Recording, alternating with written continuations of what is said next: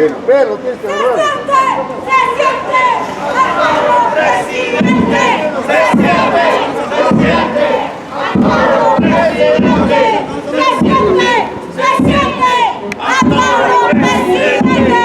¡Se siente! ¡Se siente! ¡Amparo presidente! ¡Se siente! ¡Se siente! ¡Amparo presidente! ¡Se siente! ¡Se siente!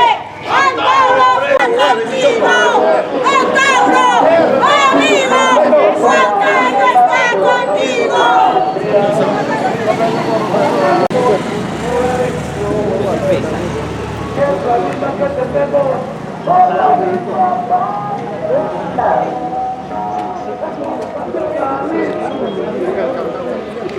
¡Antauro presidente!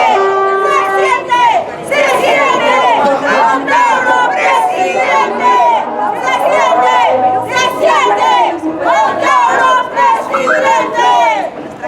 Dentro de breves instantes ya estará presente nuestro líder, el mayor Antauro, ¡Presidente! dando la ¡En Costa Reserva! ¡Antauro presidente! ¡En Costa Reserva!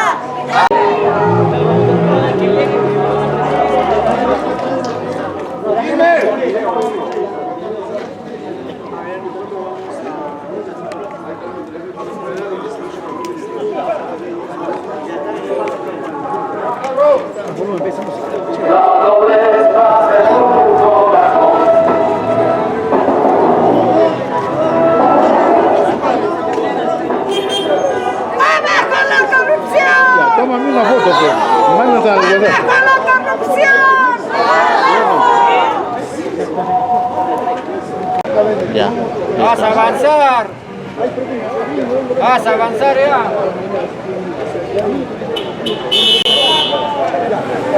¡Avance!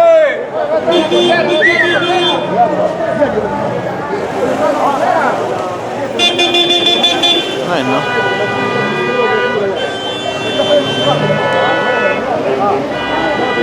Así es. Sí, sí, sí. ¡Avanza! ¿Cuánto el tío? Ahí está la camioneta. La conferencia está allá. Tranquilo, tranquilo. Primera palabra para la ciudad de Huancayo, por favor.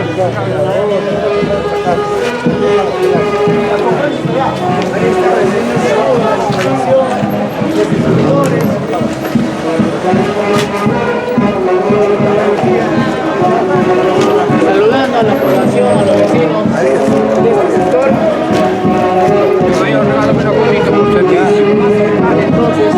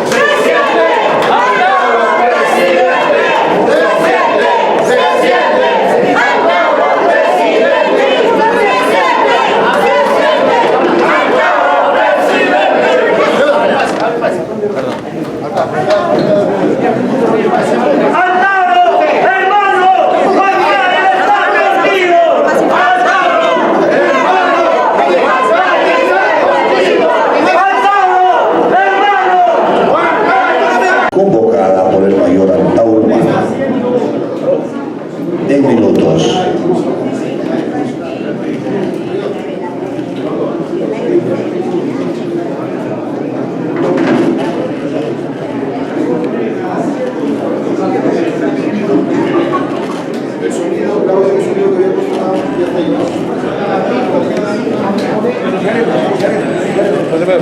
Iniciaremos.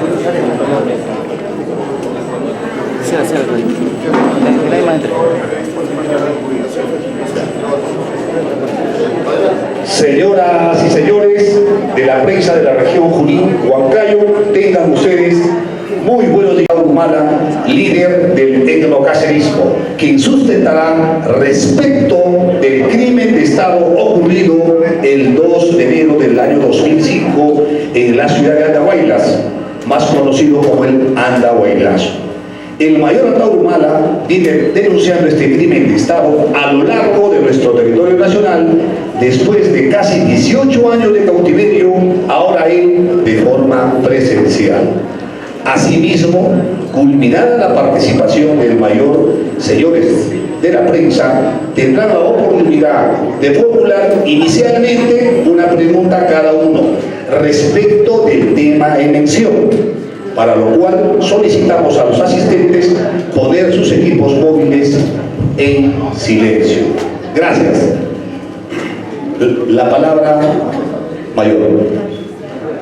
Buenos días, compatriotas periodistas de la región Junín. Buenos días, compatriotas, ciudadanía en general y militantes etnocaceristas. Soy el mayor Antauro Humala y mi presencia en este recinto con respecto a la conferencia de prensa programada tiene por objetivo, entre otros,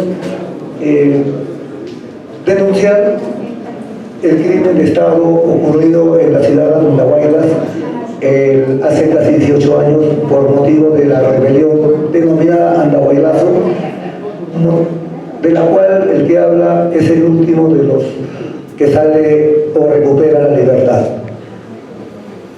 Entonces, una vez libres, hemos comenzado a recorrer los reservistas que estuvimos presos, o sea, los culpables, porque sepan ustedes que para el Estado actual, para el Estado regido por una constitución antinacional y que produce presidentes delincuentes desde hace un tercio de siglo, que está sumido en una macrocorrupción terminal, bueno, para ese Estado putrefacto el que habla y el resto de todos los reservistas.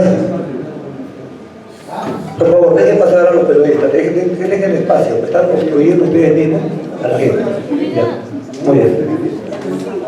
Por favor, dejen el espacio, no pueden darle. Disculpen. Bueno, entonces, para este Estado, antinacional suscrito, así como los reservistas que me acompañaron en Andahuaylas y que están conmigo en esta gira, somos asesinos de policías, somos secuestradores de policías y soldados. Sin embargo, al momento de recuperar la libertad, estos supuestos asesinos y secuestradores hemos ido al lugar del crimen, esto es la ciudad de Andahuaylas. Y ahí fue el pueblo andahuaylino, 40.000 ciudadanos que dieron su veredicto final, en el cual se define que los culpables de seguridad del Estado peruano, en ese entonces presidido por Alejandro Toledo Manrique, delincuente que está próximo a ser extraditado acá, pero cuyo alto mando de entonces sigue vigente en la política actual. Y con esto, y antes de proceder a la exposición de documentos, quiero decir que las banderas del Andahuaylazo siguen ahora más vigentes que nunca, empezando por el hecho que los protagonistas en aquella rebelión, desde el punto de vista contrainsurgente como insurgente, seguimos vigentes en la política. Tal es así que el presidente entonces, Alejandro Toledo, ya está en proceso de extradición al Perú. El ministro de Defensa de entonces, ese gobierno corrupto, era el actual congresista general retirado del ejército Roberto Quiabra León, ministro de Defensa durante el Andahuaylazo del corrupto Alejandro Toledo Manrique. El ministro de Economía durante el andahuaylazo de Alejandro Toledo era otro futuro presidente corrupto, el norteamericano Pedro Pablo Kuczynski, que durante el andahuaylazo era el ministro de Economía y ahora está con detención domiciliaria por efecto de la baja y de alta corrupción. Asimismo, el general que estuvo al mando de la primera brigada de fuerzas especiales, la unidad más operativa del ejército, en cuyo efectivo estaban incluidos los francotiradores, 6 grupos de francotiradores que fueron los culpables de la matanza policial y reservista aquel 2 de enero de 2005. El que estuvo al mando de toda esta fuerza es el general Otto Guido Villarteaga, que fue hasta hace 2 años congresista por la región de Ancash y que está vigente todavía en la política. Y asimismo, el superior inmediato de este, y que está figurando en los documentos que vamos a enseñar, al mando de los francotiradores, es nada menos que el actual presidente del Congreso de la República, el general William Zapata. Entonces, esto es gravísimo. Gravísimo porque estamos viendo nada menos que a un jefe de un poder del Estado, que en caso de crisis hasta puede asumir la presidencia de la República, eventualmente, bueno, este individuo tiene responsabilidad directa en la matanza de policías por la espalda el 2 de enero de 2005. Entonces estamos hablando de un criminal de lesa humanidad o de Estado, conjuntamente con Toledo, conjuntamente con Quiabra, conjuntamente con Gibbons, conjuntamente Williams. Justamente lo que ahora está en esta pugna entre legislativo y ejecutivo por clausurarse entre ambos poderes. Entonces estamos viendo que esta anarquía de los poderes del Estado criollo, de que vemos que el legislativo, que legisla con una constitución antinacional, enfrentado a un ejecutivo que con esta constitución nacional solamente produce delincuentes desde un tercio de siglo en la presidencia, están enfrancados en una anarquía. Y el Poder Judicial no está lejos de esta complicidad, es decir, los 3 poderes de la Republiqueta Criolla están en una crisis terminal, están en una extrema unción. Por eso que nosotros en esta conferencia de prensa, en que estamos también forma parte de una gira por toda la Sierra del Perú, en que estamos denunciando este crimen de Estado, a la vez estamos también proclamando la necesidad de una nueva república en nuestro país. Una nueva república que arranca, obviamente, con una asamblea constituyente, la derogatoria inmediata de la constitución de Alberto Fujimori, Vladimiro Montesinos y Marcelo Odebrecht. Y en esta refundación republicana, obviamente, en tanto se convoque y funcione esta asamblea constituyente, ha de elegir una carta constitucional, que obviamente no puede ser la de los delincuentes Fujimori y Montesinos, tiene que ser la que rige anterior, que es la del año 79. Entonces, durante ese año, esta Constitución, por su último artículo, que castiga a los golpistas del 5 de abril y sus sucesores, tendrá que regir. Y eso nos dará la facultad también en ese año de poder aplicarle la pena capital, la pena de muerte, a todos los predelincuentes habidos desde el 5 de abril del 92, como escarmiento histórico y como señal de los tiempos, paradigma del nacimiento de una nueva república. Por consiguiente, compatriotas, para nosotros, esta gira y esta conferencia también obedece a un objetivo, que es el que estamos realizando, recorriendo a toda la nación, de Sierra Sur, Sierra Norte, Sierra Centro, Selva, etcétera, convocando a 500.000 de reservistas, 500.000 de compatriotas, para bajar a la ciudad de Lima a recuperar el Congreso, secuestrado desde hace casi un tercio de siglo. Y esa recuperación del Congreso implicará necesariamente adelanto de elecciones, asamblea constituyente y todo lo que se viene como parte, digamos, de un protocolo histórico en pos de una segunda república. Y repito, la señal de los tiempos de esta segunda república necesariamente tiene que ser el escarmiento histórico, porque sepan ustedes, compatriotas, que la Bajato y la Constitución de Montesinos, toda esta tradición, nos deja una lección. ¿Y cuál es esa lección? La lección es que todas las victorias que ha logrado el pueblo peruano en su milenaria historia no se deben a Padre Nuestro ni a beberías, sino a punta de lucha. Por consiguiente, este cambio republicano es necesario, porque si no, tendremos que esperar 50 años más para que se conjuguen estos factores que han hecho despertar al pueblo peruano. Entonces, compatriotas, a continuación voy a exponerles expresamente lo que he venido a hacer, que es lo que ocurrió en Andahuaylas, el crimen de Estado acaecido ahí. Entiendo que ya los compatriotas de la prensa regional de la región Junín ya tienen en su poder los documentos incriminatorios. Y estos documentos para mí son importantes, y muchos periodistas me preguntarán, ¿y mayor, usted cómo los consiguió? O mayor, si los tenía, ¿por qué no los mostró en el juicio? Y es una pregunta lógica que me podrían hacer, y me anticipa la respuesta. Para empezar, no los tenía estos documentos. Estos documentos los he obtenido por medio de oficiales patriotas, velasquistas de las Fuerzas Armadas, que me lo han entregado recién cuando ya fui sentenciado. Es decir, estos documentos nunca fueron confrontados durante el juicio. Recién me los han entregado después, ya a puertas de cumplir mi condena. Ahora bien, efectivamente son documentos de carácter secreto, estrictamente secreto, confidencial y originales. Y estos documentos han sido, ¿qué demuestran estos documentos? Demuestran que el 2 de enero de 2005 los policías y reservistas que fallecieron en aquellos enfrentamientos en la ciudad de Andahuaylas no lo fueron por balas efectuadas por los xenocaceristas, no, lo fueron por balas disparadas por francotiradores del Estado, que asesinaron a empleados del Estado. Porque un crimen de Estado, ¿qué es un crimen de Estado? Un crimen de Estado es cuando el propio Estado, el Estado nacional, asesina a sus propios servidores, sean soldados, policías, agentes bancarios, empleados, sus propios servidores, y los asesina por medio de agentes de inteligencia, de forma clandestina.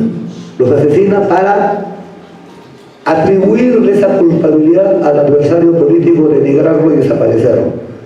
Entonces ustedes me preguntarán, se preguntarán, hay un crimen de Estado, pero los crímenes de Estado, eso se ve solamente en las películas. Pero no es así.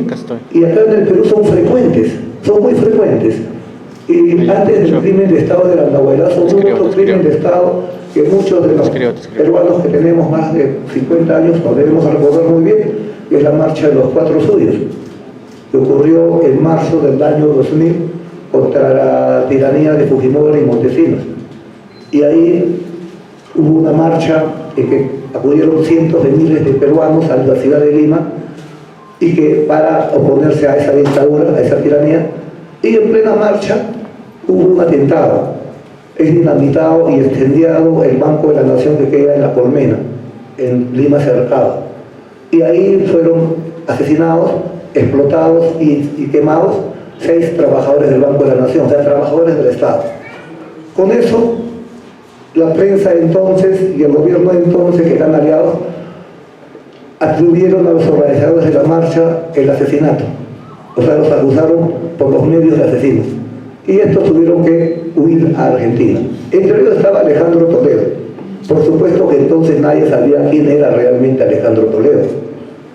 Pero una vez que cayó la dictadura, se descubrió que fue el mismo Servicio de Inteligencia Nacional, o sea, un organismo del Estado que está adscrito a la PCM, que asesinó a esos 6 trabajadores para denigrar a una marcha opositora y proscribir a sus organizadores. Entonces, ese es un típico crimen de Estado. Y hasta ahora, en los juicios de nuestro Poder Judicial putrefacto, está impune esos 6 crímenes.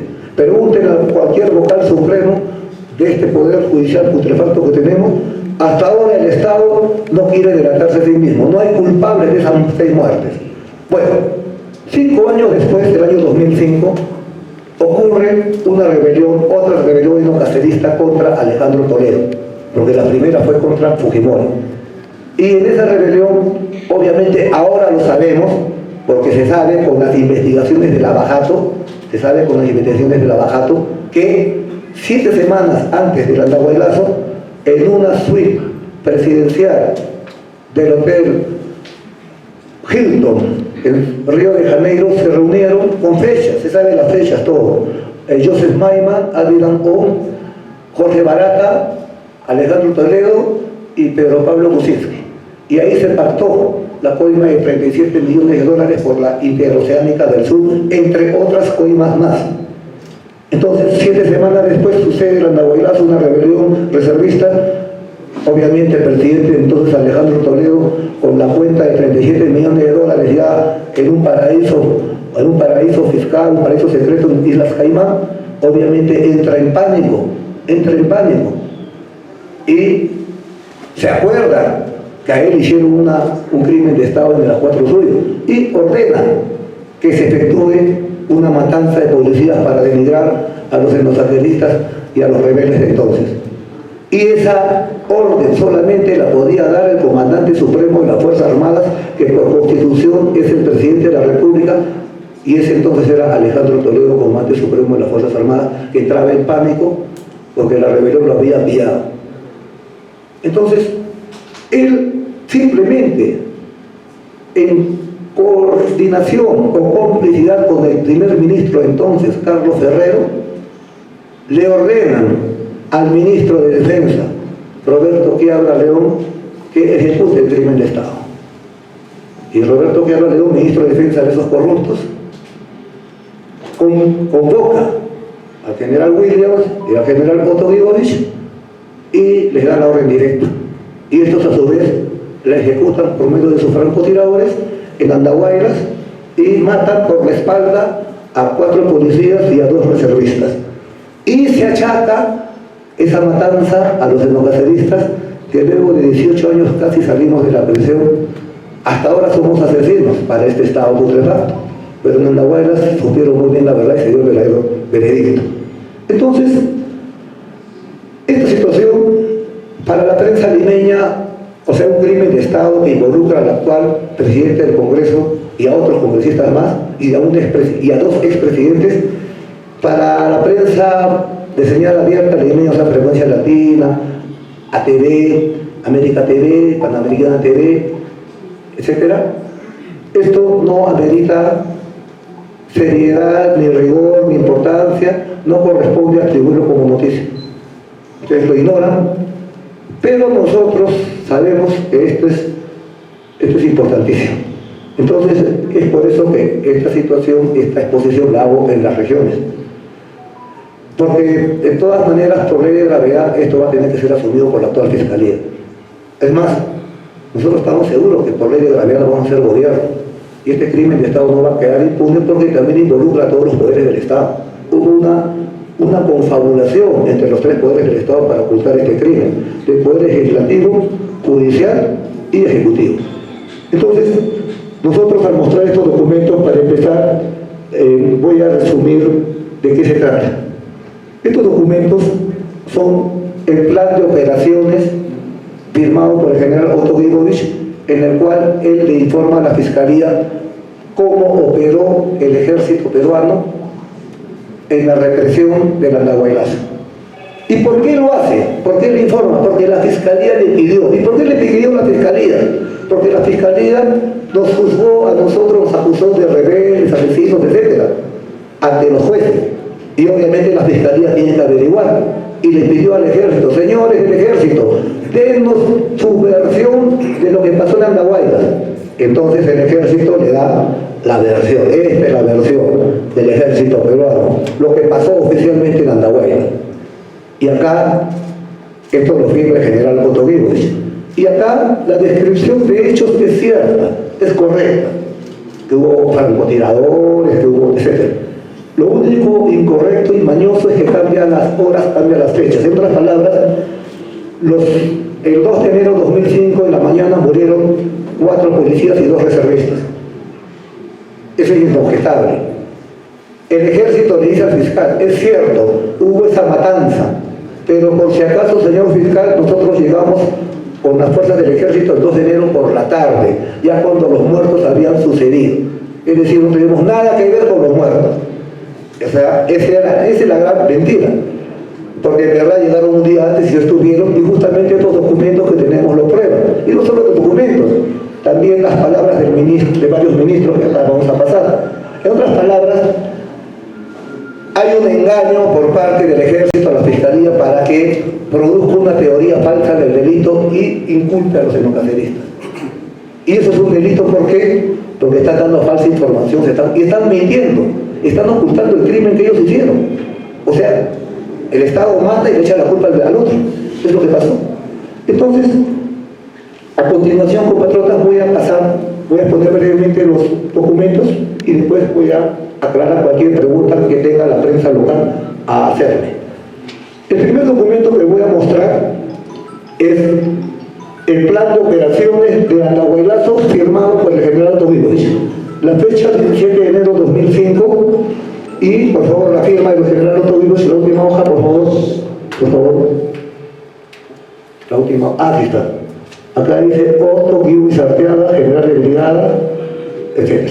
Y el documento, porque por si acaso arriba, ahí el rojito, por favor, regresa. Ahí dice secreto.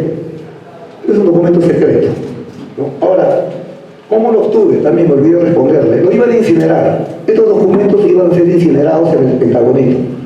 Una persona amiga, antes que sea incinerado, lo rescató y me lo entregó a mí. No tengo en mi poder el original. Entonces, en verdad, fue un milagro. Porque sin estos documentos hubiera quedado impune este crimen de Estado. Nosotros nunca hubiéramos podido probar lo contrario. Entonces, acá, lo relevante de este documento es que ahí el general Guibuis refiere que los francotiradores en el Andahuaylazo estuvieron en las alturas de los cerros. Seguramente acá habrá más de un compatriota que conoce Andahuaylas y se dará cuenta de que Andahuaylas solamente es rodeado por dos cerros, el Guayhuaca y el Guayrapata. No hay más cerros. Entonces, acá el general Guibuis, en su plan, enumerar dónde estaban emplazadas sus francotiradores, que lo pone. Acá en un párrafo pone Patrulla Burgo, Cerro Guayrapata. Acá pone, al llegar a pendiente sur del Cerro Guayhuaca, el equipo de francotiradores, bueno, o sea, acá se prueba que el mismo general dice, sí, mis francotiradores estuvieron en las alturas de los cerros. Y ustedes saben de que los policías muertos en Andahuaylas, que está establecido que fueron asesinados por tiros a larga distancia de las alturas de los cerros. Y en las alturas de los cerros solamente estaban la gente del ejército y la policía, porque los etnocaceristas estábamos en la ciudad embarcadas, en la parte baja, no había gente nuestra en los cerros. Pero a continuación vamos a poner las palabras del ministro Basombrío.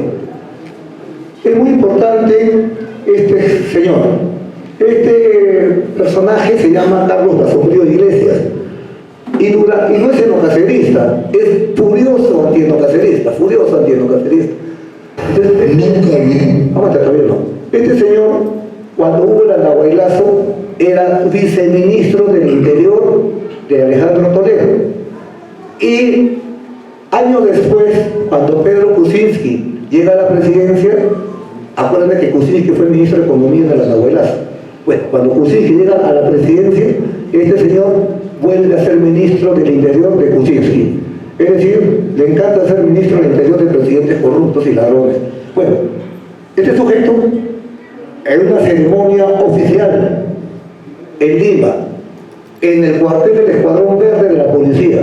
El Escuadrón Verde de la Policía es la unidad policial a la cual pertenecieron los 4 policías asesinados por el Estado en Andahuaylas. Entonces, este señor, al conmemorar, da un discurso oficial. Este es un documento oficial, porque lo dice una personalidad oficial que es el hombre mejor informado en el Perú. Lo hace en un cuartel oficial de la policía, en una ceremonia oficial y pasado por la radio televisión peruana. Documento oficial. Bueno, ¿qué es lo que dice? La verdad oficial, le dice. Él va a decir lo siguiente, y ustedes lo van a escuchar, que los policías fueron vilmente asesinados, etcétera, etcétera, por francotiradores apostados en las alturas de los cerros. O sea, lo dice el mismo ministro, corroborando lo que dice el general Guibuis en el emplazamiento de los francotiradores. A ver, por favor. Nunca olvidemos quiénes nos asesinaron. Nunca lo olvidemos. Asesinados a sangre fría, disparados desde las alturas de los cerros sin que ellos tuvieran ninguna posibilidad de defenderse. Disparados desde las alturas. Eso para nosotros es importantísimo, es clave. Entonces, acá hay una situación grave. Primero que el mismo Estado reconoce que los asesinos estuvieron en los cerros. El mismo Estado, por otro lado, reconoce que en la altura de los cerros estuvieron los asesinos, pero no eran los reservistas, eran los policías, las patrullas. Y además, ¿qué pasó? Ustedes saben que en Andahuaylas hubo una gran traición, fuimos traicionados por un hermano. Entonces, una vez que estuvimos sepultados en la prisión, nos fuimos enterando de muchas cosas. Por ejemplo, que todos los policías habían sido avaliados por la espalda. Y esto obviamente llamó la atención también a los propios peritos policiales, porque eran sus colegas, eran sus amigos. Entonces a ellos les llamó la atención cómo puede ser posible, si los etnocaceritas están al frente en las barricadas, cómo puede ser posible que los balazos sean por la espalda. Entonces ellos pidieron la reconstrucción de los hechos a los jueces. Es más, también mis abogados se percataron que esto era ilógico, incoherente, anormal, y pidieron también la reconstrucción de los hechos. Y los jueces prometieron, dijeron, sí señores, tienen razón, vamos a hacer la reconstrucción. Reiteradamente insistíamos, pero nunca lo hacían. Y nunca lo hicieron, jamás lo hicieron. O sea, a los etnocaceristas nos sentenciaron jueces que nunca conocieron Andahuaylas, fiscales que jamás conocieron Andahuaylas. Nadie pisó Andahuaylas, nadie conoce hasta ahora Andahuaylas. Entonces, al momento que se pide esta reconstrucción, obviamente ante la negativa, seguramente muchos periodistas se acordarán, que hay videos en que el suscrito está lanzando las sillas, las mesas, maldiciendo a los jueces. Justamente era porque es la única manera para mí de exigir que se hiciera la reconstrucción. Porque si no se hacía la reconstrucción, para mí era mejor que me expulsaran del juicio, porque no había nada que demostrar. Y esa fue la razón porque yo, de las 1000 audiencias que hubo en ese juicio, 900 estuve expulsado, participé en las mínimas. O sea, fue un juicio totalmente kafkiano, ¿no? Pero uno cuando está en prisión uno aprende bastante. Y sepan ustedes que cuando hay muerte de policías o de soldados, tiene que haber siempre reconstrucción de hechos. El juicio del Andahuaylazo es el único juicio en la crónica judicial peruana republicana en la cual, pese a ver esos casos, no se hizo la reconstrucción. Entonces, ¿por qué? Porque si se hacía la reconstrucción, se hubiera descubierto que hubo un crimen de Estado, lo que hubiera tenido que poner a todas las fuerzas emplazadas en su sitio. Entonces ahí confabuló el Poder Judicial, confabuló el Poder Ejecutivo, confabuló el Ejército, confabuló la policía, para que nunca se hiciera la reconstrucción y no se supiera la realidad. Pero además hay algo más escandaloso todavía. Ustedes saben, compatriotas, que durante los 4 días que duró el Andahuaylazo, el suscrito no disparó ni un solo disparo. No lo hice porque no tuve motivo para hacerlo, porque era el jefe, ordenaba las barricadas, las declaraciones, etc. Todos mis reservistas sí dispararon, yo no tuve necesidad. Entonces, cuando depusimos las armas y nosotros hacemos el apoyo de la absorción atómica para determinar quiénes dispararon y quiénes no, obviamente el único que salió con la absorción negativa fui yo, porque no disparé. Todo el resto salieron positivos en antimonio, ovario, etc. Inclusive policías, todo el mundo disparó menos Antauro Humala, porque no tuvo necesidad. Sin embargo, a pesar que mi absorción atómica es totalmente, acá está, ustedes pueden verlo, ¿no? Antauro Humala, absorción, negativo, negativo, negativo, negativo. Mano derecha, mano izquierda, ¿no? Entonces, soy el único que no disparé en Andahuaylas. Sin embargo, para el Poder Judicial, soy el único culpable de los 6 disparos que mataron por la espalda los francotiradores desde el Cerro Guaybaca a esos policías. O sea, Es una sentencia cantinfresca, vomitesca, nauseabunda, irracional, estúpida al 100%, pero es el Poder Judicial. Entonces,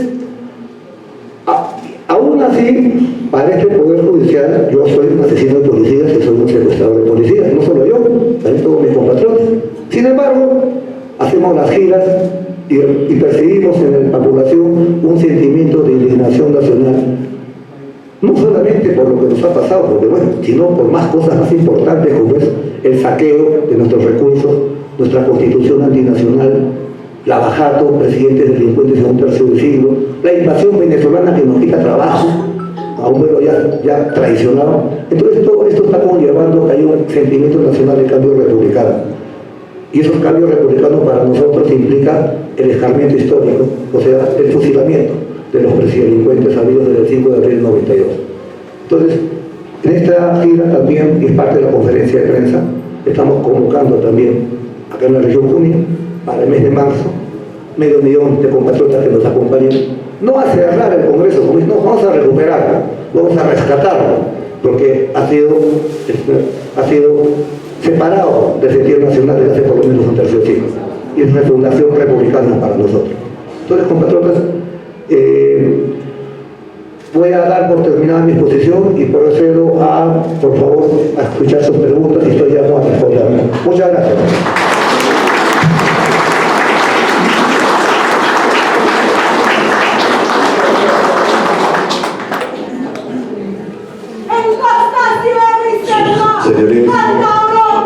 Señores, vamos a proseguir esta conferencia de prensa invitando a los señores a formular su pregunta nombrando al medio de comunicación que pertenece. Señor periodista, a ver, el señor periodista, su nombre y a qué medio de comunicación pertenece. Bueno, permítame el saludo al mayor y a su comitiva y a todos los presentes. Importante hacer las aclaraciones de lo que ha ocurrido en nuestro país en estos últimos años. Y bien claro, los poderes del Estado, de la forma como están actuando en la ciudad republicana y a la crisis que nos ha conllevado, en complicidad, lógicamente, de todos los expresidentes de la República. Es una alternativa para el pueblo, su presencia, su libertad, mayor Antauro. Eso es lo que siente el pueblo y tenemos que decirle al pueblo lo que es real. Yo quiero hacerle preguntas bastante concretas porque eso es lo que también es el pueblo, eso es lo que yo escucho. Aquí en la región, una región muy importante, que a través de estos 200 años también es parte del saqueo que se ha cometido y se comete permanentemente. Y en estas últimas elecciones, donde personajes que han ido señalando la representación de todos los peruanos, a las finales han traicionado. Por ende, usted que está aclarando este tema y que está iniciando una campaña electoral rumbo a la presidencia de la República, y frente a hechos y de personajes que también se suman a este tipo de acciones, pero no solamente para satisfacer los intereses de la población, sino para satisfacer intereses subalternos, y se ve en la región que hay muchos grupos o seguidores de ustedes, particularmente se ve en la región Junín, pero que no representan realmente a su organización. Y es momento también y aprovechar de esta coyuntura para que dé a conocer de quiénes son los representantes en la región Junín de su organización política y cuál va a ser el camino que usted adopta, porque ya se está anunciando de que van a generar una ley con nombre propio del mayor Antauro para que no pueda postular en las próximas elecciones. Gracias por la respuesta. Rafael Bastidas, de Palabra contra Palabra, vía Radio Universitaria. Compatriota Rafael García, le agradezco las preguntas. Efectivamente, nosotros ahorita no estoy exactamente en una campaña electoral, porque ahorita no hay ningún proceso electoral vigente, pero como no sabemos a ciencia cierta cuándo va a haber elecciones presidenciales adelantadas o no, tal es la situación coyuntural, la crisis republicana que estamos pasando, se puede decir pues que de alguna medida esta gira que estoy haciendo, que es de agradecimiento y de denuncia de un crimen de Estado, también cumple un rol de campaña electoral, sí, lo reconozco, ¿no? Sin embargo, para nosotros ahorita es más importante construir un poder electoral, que nosotros le llamamos Frente Patriótico, porque sabemos que al lado de los enocaceristas, que acabamos de salir de la prisión, tiene que haber otras fuerzas que tengan otra visión, pero que tengan el mismo objetivo. En ese sentido estamos construyendo el frente al lado estamos convocando, y venimos de hacerlo acá en el BRAE, ¿no? A las rondas, a las CATs, a los mineros informales, ¿no? A los pescadores artesanales, a la nación real, a la nación profunda, a los gremios agrarios, para, en función a 10 puntos patrióticos inspirados en el plan Inca del general Juan Velasco Alvarado, es que estamos poniendo como punto de convergencia a estas fuerzas esta plataforma, como diciéndoles: compatriotas, salimos de las prisiones, salimos convencidos que tuvimos razón, pero no somos los únicos, se trata de reconstruir, y nosotros no somos suficientes para esa construcción, no somos suficientes para esta construcción mancomunada del pueblo peruano. Se tiene que construir este frente con otra fuerza, y para eso esta plataforma de 10 puntos soberanos, que para muchos podrán ser de derecha o de izquierda, pero para nosotros es sentido común patriótico. Por ejemplo, cuando planteamos: no puede haber un peruano, un extranjero con trabajo en tanto hay un peruano desocupado. Para nosotros esto es de derecha o de izquierda. Yo lo considero que es sentido común patriótico. Lo podría aplicar Cuba, Israel o Suiza, si es que hubieran soportado tanto desempleo y tanta traición como nosotros. O cuando proclamamos la Asamblea Constituyente y el fusilamiento, escarmiento histórico de los presos delincuentes, esto es de derecha o de izquierda. Cualquier país no soporta durante un tercio del siglo 6 presidentes ladrones, corruptos y traidores. Eso no pasa en ningún planeta, en ningún país. Eso está pasando solamente en el Perú. Entonces, hace poco en la mañana una periodista me preguntó: mayor, ¿no cree que la medida de los fusilamientos es muy radical? Para nada, sentido común. ¿Qué más podemos hacer? Nosotros ya estamos cansados cuando sale un presidente y dice, pone su carta en su cara de perdonavidas y habla lucha frontal contra la corrupción. Eso no sirve, eso nunca ha servido. Entonces estamos viendo que para nosotros los caceristas, que nos alimentamos de la historia, nos acordamos cuando Bolívar llega al Perú. Perú era un caos. El Real Felipe se había entregado a los españoles, San Martín se había retirado sin ejército, Cochrane se había ya escapado, todo era un caos. La administración se estaba pasando a los virreinales. Entonces Bolívar da un decreto bolivariano, el primero que da en el Perú en 1823, era pena de muerte por alta corrupción, vinculada a la traición a la patria. ¿Y qué decía este decreto? Que aquel funcionario público que robase al erario del valor de 10 pesos para arriba, la verdad no sé a cuánto equivale 10 pesos en 1823, pero debe ser bastante, debe ser, ¿no? Aquel funcionario que robare al erario de 10 pesos para arriba será sometido a la pena capital, y el juez que sumariamente no lo condena se suma a la sentencia. Y se cumplió. En 6 meses el Perú vio un milagro, vía la lucha armada en los campos de Junín y Ayacucho, el Perú logra su emancipación. Entonces, no es que nosotros estemos inventando la pólvora, compatriotas. El pueblo sabe que esto sí va a dar resultado. Lo que recién cuando vean gente de que efectivamente se fusiló a Cusique, a García, a Cosito, a Fujimori, para decir esto va en serio, este es un proyecto nacional, me inscribo. Porque también nadie sabe si puede estar todo el tiempo en cautiverio para bromear. Nosotros salimos a hacer las cosas hasta el final, decididos a todo. Y si en eso nos quedamos solos, nos quedaremos solos, pero vamos convencidos que tenemos razón. Entonces, compatriotas, nosotros en esta gira estamos viendo que este sentimiento aflora en todas las plazas, aflora, es un sentimiento nacional. Y para que vuelva a aflorar un sentimiento así, pues pueden pasar 50 años más, como ha pasado de Velasco hasta ahora.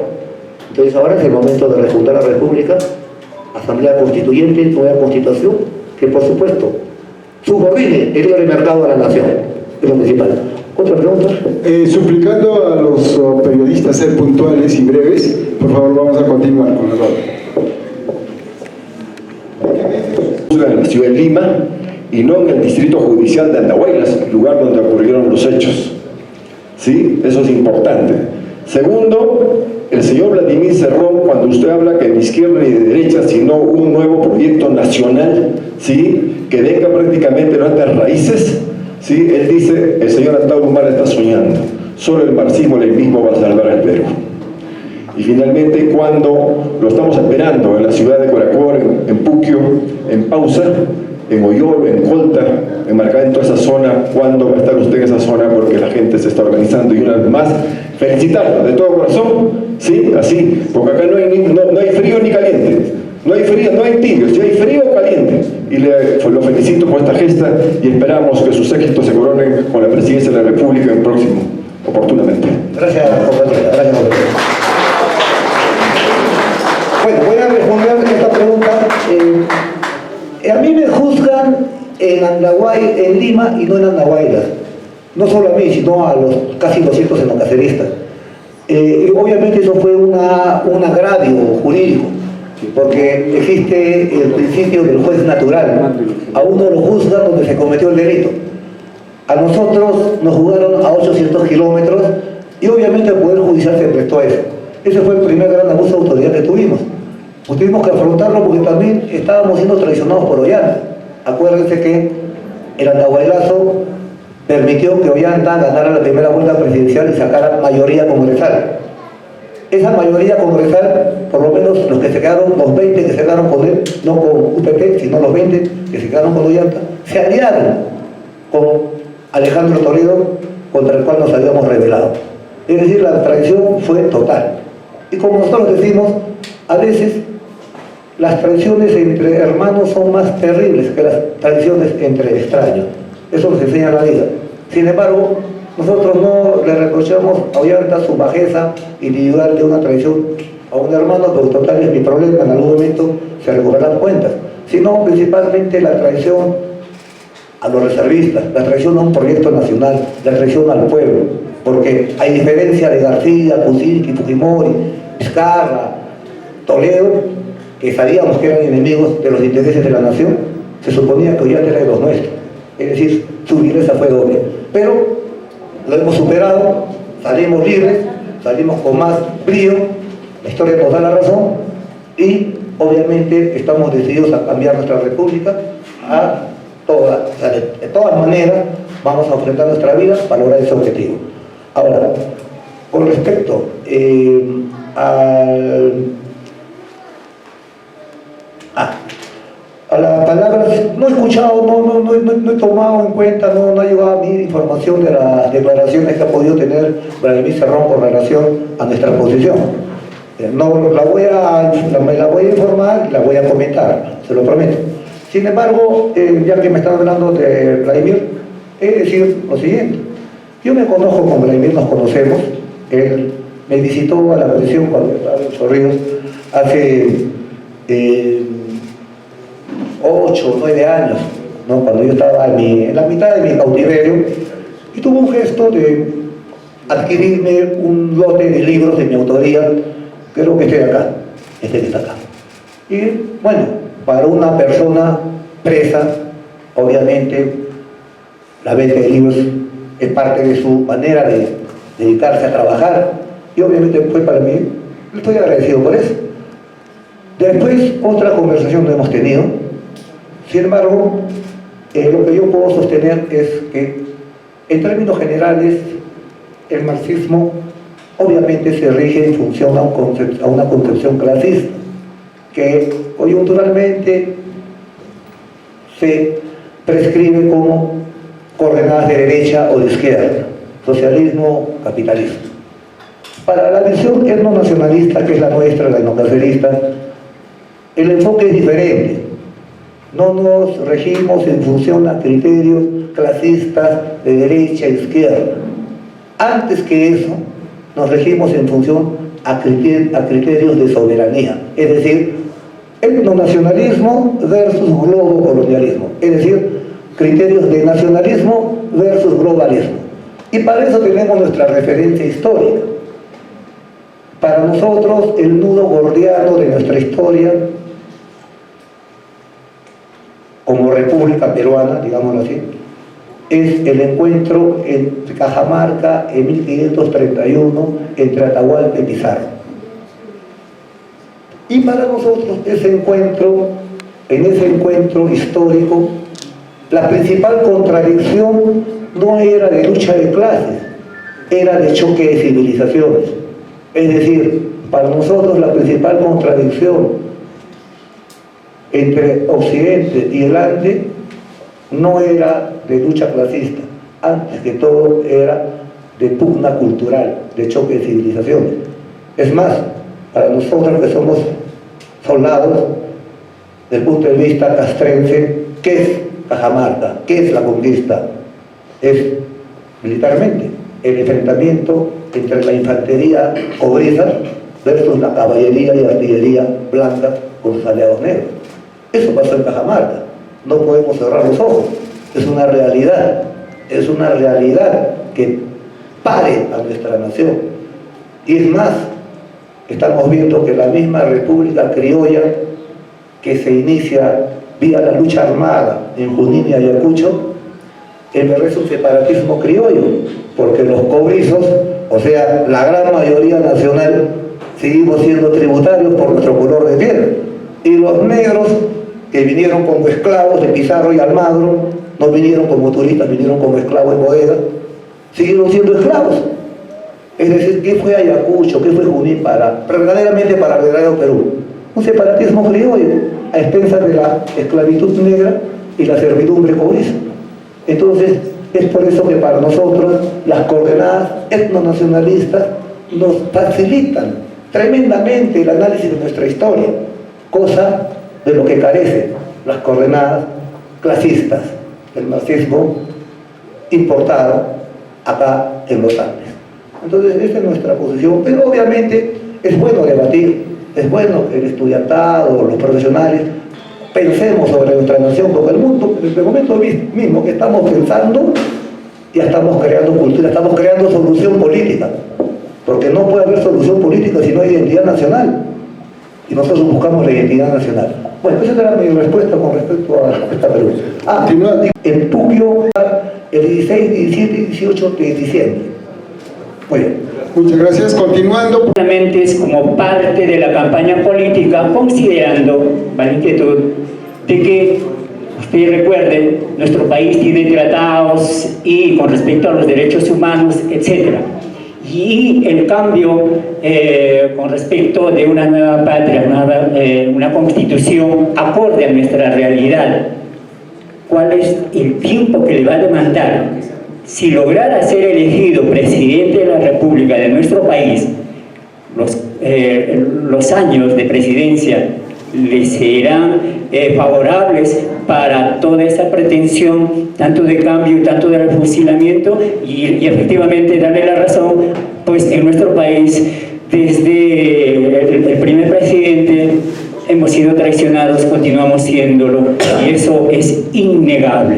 Finalmente, ya con respecto a los representantes de los kits que tiene aquí, ¿no? De los representantes del etnocacerismo, podrá dar nombres o representantes, porque se ve un espectáculo nada agradable en una conferencia de prensa que entre ellos se estén enfrentando. Esto a manera de sugerencia, no lo tome a manera de ataque o simplemente pretendiendo hacerle quedar mal, no, sino las cosas, en su momento se le dijo, las cositas se lavan, ¿no?, en casa, y luego se sale al frente. Muchas gracias por la respuesta.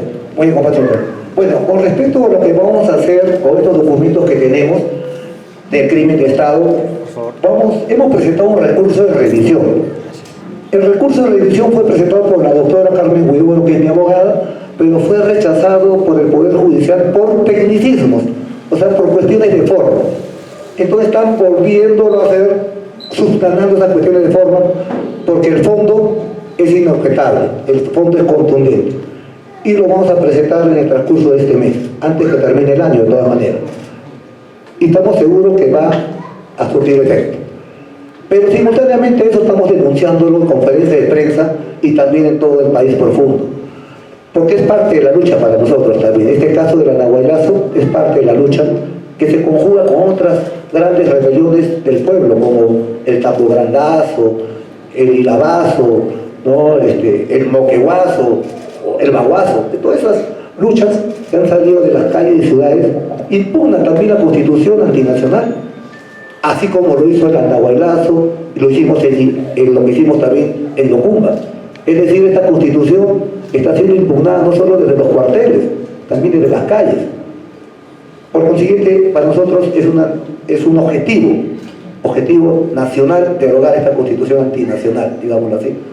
Ahora bien, para nosotros esta cuestión, siempre que hablamos de fusilamientos, tenemos estas dudas que nos plantea la prensa, pero nosotros lo hemos estudiado bien porque estamos haciendo un trabajo directo con las masas, como es hacer los mítines, lo que es un termómetro social, y hemos percibido. O sea, a mí no me ha contado tal opinólogo de Canal 4, no necesitamos de esa gente. No me lo ha contado tal sociólogo de la Católica, no necesitamos de esa gente. Nosotros tenemos la experiencia real. Y hay un sentimiento nacional de indignación y de furia acumulada. ¿Y qué es la furia? La furia es la justicia instantánea, popular. Y cuando nosotros sostenemos la pena capital, el pueblo sí lo quiere. Los que no lo quieren son los corruptos, o parientes de los corruptos, que están casi todos en Lima. Ellos no quieren porque saben que si empezamos con esto, ¿a dónde terminaríamos? Pero yo estoy planteando que es un escarmiento histórico. Cuando se cambian los pueblos cambian las repúblicas. Y cuando Francia cambia de república, guillotina a sus reyes. Cuando Inglaterra cambia de república, guillotina a su rey. Cuando Tupac Amaru proclama su rebelión, ahorca públicamente a una alta autoridad virreinal delante de todo el pueblo. Entonces, nosotros consideramos de verdad que el pueblo debe tener conciencia que lo que implica 6 presidelincuentes en un tercio del siglo, de tal manera que no hay en Perú un peruano de 35 años de edad para abajo que conozca un presidente honesto, un presidente patriótico, es una desgracia nacional. Y es un problema de seguridad nacional también. ¿Por qué? Porque que un agente extranjero, sea inversionista o lo que sea, agente extranjero, o mejor dicho, un ampón extranjero, alias inversionista, tenga sobornado, o sea, a su merced, a un presidente que representa a toda una nación, y que yo con una llamada telefónica lo puedo hacer arrodillar, con una llamada telefónica lo pongo a mi merced, y no solo a uno, sino a 6, y no solo durante 5 años, sino durante un tercio de siglo. Esto es un problema de seguridad nacional gravísimo. Por consiguiente, es traición a la patria. ¿Y cómo se castiga eso? Se lo tiene a capital, así de simple, inclusive es hacer un servicio. Yo a mi hermano Ollanta le sugerí que se suicidara. No por traidor, porque es otra cosa, sino cuando salió del atado de la bajada. O sea, por macrocorrupto y fugiconstitucional. O sea, acatador de una constitución antinacional y traidora a sus reservistas. Y encima, corrupto con los brasileños. Problema de seguridad nacional. Entonces yo le sugerí, en una carta pública que fue leída por Nicolás Lucas, en Exitosa, y delante de don Isaac, mi padre al costado, le llegó la carta y Nicolás la leyó, y le preguntó a don Isaac, ¿usted suscribe la carta de su hijo Tauro con respecto a su hermano Ollanta? Totalmente, tiene razón. ¿Por qué? Porque es lo patriótico, es lo digno. Consejo que no cogió Ollanta. Ese consejo lo cogió Alan García y se suicidó. Claro, porque Alan García dentro era un tipo vivazo, era malévolo pero vivazo. Entonces él pensó, Alan García, soy un ladrón coronado, me van a fallar en mi latrocinio, mejor me suicido para que quede la duda. Y quedó la duda para algunos apristas. No le quedaba otra, hasta para dejar la duda, para defender a su familia y su memoria. Particularmente ese que es un ladronazo, pero por ahí nos falta una pista en Alfonso Ugarte que se va a federar, era un héroe, algo así, la duda. Entonces, ese consejo se lo di a Cosito, pero lo agarró Alan García. Entonces estamos viendo de que lo que está pasando actualmente, en verdad, es necesaria la pena capital, porque es parte del escarmiento histórico. Y si no hay escarmiento histórico, el pueblo no va a entender que esto va en serio. Además, si es necesario salirse de un tratado internacional, no veo cuál es el problema. Es un problema burocrático. Los papeles se adaptan a la realidad. La realidad no se puede adaptar a los papeles. Además, por si acaso, Estados Unidos y Norteamérica, que se supone que es el non plus ultra de la democracia, ellos no están adscritos al Tratado de San José de Costa Rica. En Estados Unidos aplican la pena de muerte. De sus 50 estados, 26 aplican la pena de muerte, ¿no? Y más, en todos los países se aplica la pena de muerte, está en las constituciones. A mí a veces me hablan como si yo fuera un extraterrestre, un loquito, que soy el único que ve la pena de muerte. No, está en la Constitución, no solo en la actual, sino en toda la que ha habido desde 1823. Y está por traición a la patria. Entonces, para nosotros, la conexión es definir la bajato, que un presidente sea sometido a su voluntad al extranjero, ¿constituye traición a la patria o no constituye traición a la patria? Para nosotros sí. La macrocorrupción presidencial, ¿constituye traición a la patria o no? Por supuesto que para nosotros sí. Bueno, compatriotas, vamos a jugar otras preguntas porque creo que estamos acumulando.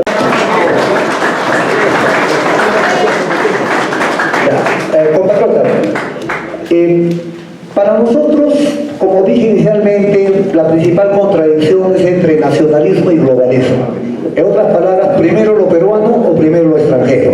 Lamentablemente, desde la caída de Blanco ha sido primero lo extranjero y después lo peruano, lo que ha exacerbado más con el fujimorismo. Primero lo extranjero, después lo peruano.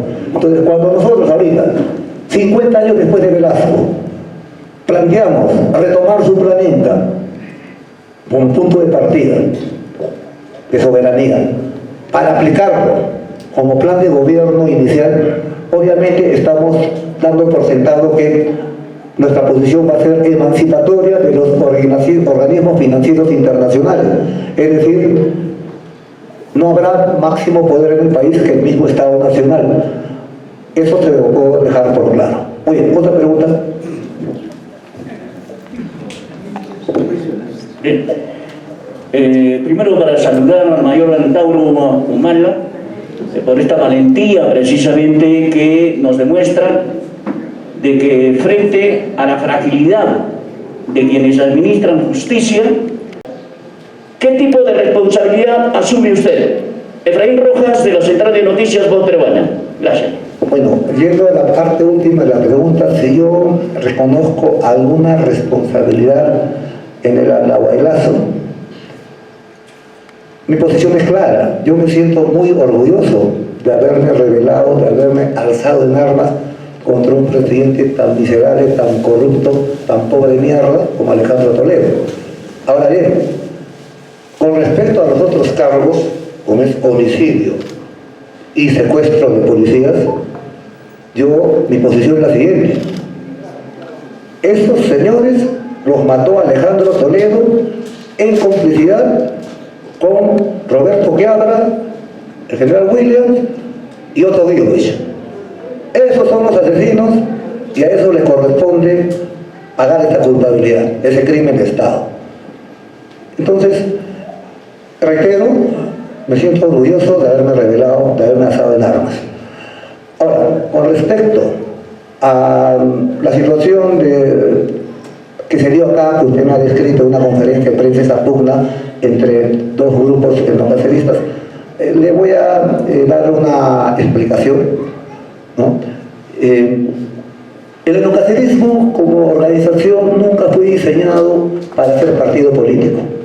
Fue diseñado como una organización semiclandestina de exmilitares para capturar cuarteles, como lo hicimos en Fuerte Arica el año 2000 cuando nos sublevamos contra Fujimori y Montesino, o para capturar enclaves mineros transnacionales, como lo hicimos en Toquepala, perteneciente a la Southern Perú Cooper Corporation, tal como lo hicimos también el año 2000 en esa rebelión, o diseñada para capturar comandancias policiales, como lo hicimos en la rebelión de Andahuaylas contra Alejandro Toledo y Pedro Pablo Kuczynski.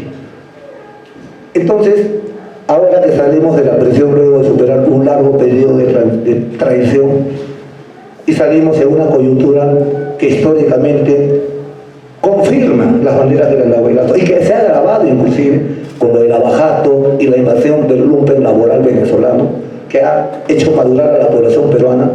Entonces, el etnocacerismo está en proceso de reconstrucción, de metamorfosis, de ser una maquinaria de guerra, digámoslo así, a ser una maquinaria electoral. Y eso cuesta tiempo, y es más, tiempo es lo que no tenemos. Yo hasta hace 8 semanas estaba todavía entre rejas y cadenas.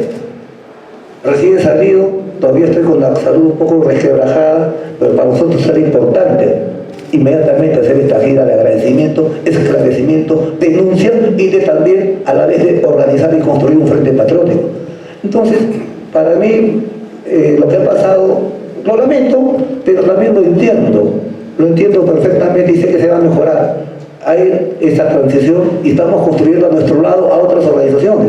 Y seguramente lo que usted me dice de que por ahí un personajillo vinculado a la resistencia, bueno, yo voy a tomar cartas en el asunto, se lo aseguro, y no lo voy a permitir. Pero estamos en un huaico social ahorita.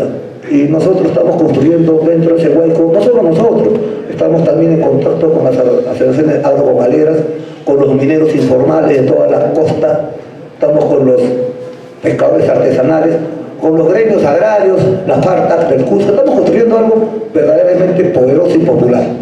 Entonces, en toda esta situación, todo es difícil, pero es como un huaico, y en el huaico se arrastra todo. Estamos arrastrando piedras, barro, pero es entusiasmo también. Y como se dice también, pues a veces el principal enemigo en las revoluciones no es tanto la soberbia de los ricos, sino el egoísmo de los pobres a veces. Entonces de eso también somos conscientes, estamos construyendo, no estamos haciendo todas las cosas como corresponde hacerlas por la premura del tiempo, pero por lo menos estamos poniendo lo mejor de nuestra parte. Y le digo que así como estamos mucho mejor que todos los partidos de derecha que ni siquiera existen. Nosotros convocamos, nosotros hacemos política, llenamos plazas, y en verdad creo que el Frente Patriótico está aprendiendo y pronto va a ser una realidad, por lo menos creo que para marzo ya estamos viendo sus primeros pasos. Muchas gracias, vamos a continuar. O por lo menos exigir algunos meses, porque recién he salido de prisión hace 2 meses. Estoy 1 mes y medio, casi 7 u 8 semanas haciendo mítines y giras. Y todavía no he recorrido ni la mitad del país. Recién estoy en el Valle del Mantaro. Me falta todo el centro de la República, todo el nororiente, todo el norte, la Amazonía, Iquitos, Pucallpa, Madre de Dios, y la ciudad de Lima, los suburbios de Lima, los pueblos jóvenes de Lima, los cerros de Lima. Entonces esto nos irradia como estrategia factor tiempo. Es por eso que calculando, hemos visto con los estrategas etnocaceristas que para fines de marzo, inicios de abril, estamos en condiciones de bajar 500.000 de compatriotas, no solo reservistas, también mineros informales, agrococaleros, pescadores artesanales, gremios agrarios, ronderos, el país profundo, y dirigirnos a Lima, porque somos peruanos, tenemos derecho a circular por todo el territorio patrio, y vamos a circular, vamos a transitar, vamos a dirigirnos a Lima, 500.000, y de Lima mismo van a salir por lo menos 100.000 o 200.000 ciudadanos más de los arenales. ¿Y a qué vamos a ir al centro de Lima, a la ciudad de Lima? Primeramente, ya que hemos sido amenazados por el Congreso de la República, que legisla contra el país con una ley con nombre propio denominada Antauro para impedir la candidatura presidencial, es que estamos yendo para conminarnos a derogarla, pero si ya estamos de ahí, 500.000 de compatriotas, de una vez completamos la faena y recuperamos el Congreso. de la República, y al recuperar el Congreso de la República lo haremos esgrimiendo un documento, que es la Constitución del año 79 con su último artículo. Último artículo que nos da la llave jurídica, y la voy a leer porque es importante que la prensa regional se lo traduzca al pueblo, porque le reitero, ahorita también en este cambio republicano no solo se está dando una guerra en cada poder, también el cuarto poder no se salva. Y yo lo que estoy observando desde que salí de la prisión es que esos aparatitos cuadraditos como este de acá no había. Y he visto, y lo veo con bastante entusiasmo, que hay una prensa que circula por ahí y tiene mucha fuerza, tiene bastante fuerza, tanto o más que la de señal abierta. Y esta guerra, o guerra de guerrillas, que está haciendo la prensa provinciana principalmente, está informando realmente la historia del país. Entonces, es por eso que yo todo mi periplo lo hago con la prensa provinciana. Ustedes han observado que nunca le doy una entrevista a la prensa limeña, porque son despreciables en sí mismos, por eso no lo hacemos. Bueno, quiero leer con ustedes el último artículo de la Constitución del año 79, porque esta es la llave jurídica sin necesidad de hacer una tercera rebelión.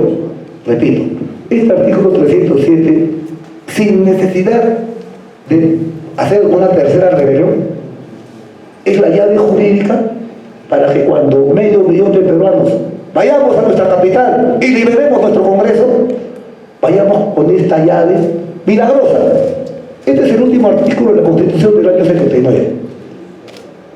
Constitución que tuvo participación de la izquierda y el nacionalismo que afloró durante el velasquismo. En esa Constitución del año 79 hubo 2/3 de mayoría de derecha, el APRA y el PPC, y hubo 1/3 nacionalista izquierdista. Pero suficientes con ese tercio que le aplicó a la Constitución del año 79 candados nacionalistas que impedían con Fujimori la privatización, la chilenización de nuestras empresas, el saqueo. Es por eso que Fujimori y Montesinos dan el golpe de Estado, derogan la Constitución nacionalista y imponen la Constitución antinacional que produce presidentes, lavajatistas y delincuentes. Entonces, nosotros, los xenocaceristas, y no solo los xenocaceristas, cada vez más conglomerados los ven igual que nosotros, se dan cuenta que este artículo, que es el último de la Constitución, es una llave jurídica que nos permitirá constitucional y legalmente recuperar el Congreso, fundar la República, Asamblea Constituyente y fusilamiento de delincuentes. Esta es la llave jurídica. La voy a leer porque usted la debe entender. Disposición final de la Constitución del año 79 que nosotros vamos a aplicar en el segundo mismo que desconozcamos la Constitución de Fujimori. Artículo 307.